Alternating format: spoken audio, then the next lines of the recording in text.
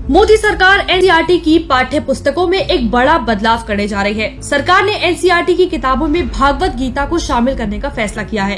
अब सवाल उठता है कि सरकार को ऐसा करने की जरूरत क्यों पड़ी? तो जवाब है, आजादी के बाद देश को नेहरू और कांग्रेसी सरकारों द्वारा शिक्षा मंत्री के रूप में दिए ये 5 कांग्रेसी अल्पसंख्यक चेहरे, जिन्होंने अपने कार्यकाल के दौरान सिर्फ भारत का इतिहास ही नहीं बदला, बल्कि आने वाली पीढ़ियों को मुगल प्रेमी बनाने की पूरी व्यवस्था करके गए। इन शिक्षा मंत्रियों ने हमारी किताबों को ऐसा रंग दिया कि हमारी किताबों से हमारे देश का इतिहास गायब हो गया।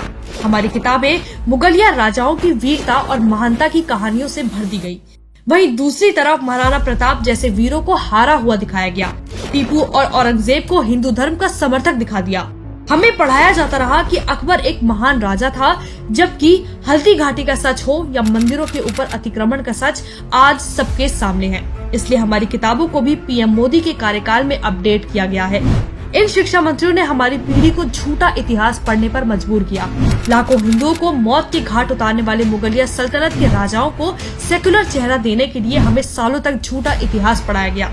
ऐसी पढ़ाई के कारण ही हमारे देश के लोगों को अपने ही धर्म संस्कृति की कोई समझ नहीं है। इन चीजों से कोई लगाव नहीं है। जहाँ एक तरफ दुनिया हमारे गीता और रामायण जैसे धर्म ग्रंथों पर रिसर्च कर रही है, अमेरिकी विश्वविद्यालयों में सालों से हमारे गीता जैसे धर्म ग्रंथ पढ़ाए जा रहे हैं, वहीं दूसरी तरफ आजादी के 75 साल बीत जाने के बाद भी हमारे ही देश में हमारे ही धर्म ग्रंथों को हमारी किताबों में जगह नहीं दी गई। इस बात में कोई दो राय नहीं है कि हमारे भारतीय धर्म ग्रंथों में दुनिया भर का ज्ञान भरा हुआ है। आपको याद होगा, फेसबुक के फाउंडर मार्क जकरबर्ग 2015 में जब पीएम मोदी से मिले थे, तब उन्होंने कहा था कि वो भारत को ज्ञान का मंदिर मानते हैं। जब वो मुश्किल दौर से गुजर रहे थे, तब उसके गुरु स्टीव जॉब्स ने उन्हें भारतीय मंदिरों में जाने की सलाह दी थी। उसके बाद मार्क जकरबर्ग को अरबों की कंपनी बनाने का आत्मविश्वास आया था। यही आत्मविश्वास, यही भरोसा तो हमारे देश के बच्चों को भी चाहिए। सोचिए, अगर हमारे बच्चे भी इन धर्म ग्रंथों को पढ़ेंगे तो क्या हमें विश्वगुरु बनने से कोई रोक पाएगा?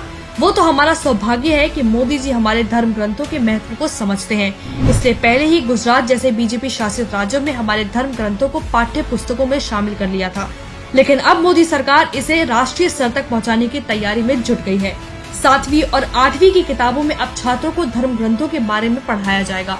इस फैसले से देश के तथाकथित लिबरल गैंग को चोट जरूर पहुंच सकती है। वो इसे धार्मिक रंग देने की भी कोशिश करेंगे, लेकिन गीता आध्यात्मिक और सांसारिक ज्ञान से भरपूर है और ये छोटी उम्र से ही छात्रों में अच्छी आदतें डाल देगी। कांग्रेसियों की गलतियों को सुधारना जरूरी है। सही इतिहास, सही संस्कृति बच्चों को प्राप्त हो सके, इस क्षेत्र में ये बहुत जोरदार पहल है, क्योंकि हमारे बच्चों को सही इतिहास पढ़ाना है, क्योंकि हमारे देश को विश्व गुरु बनाना है।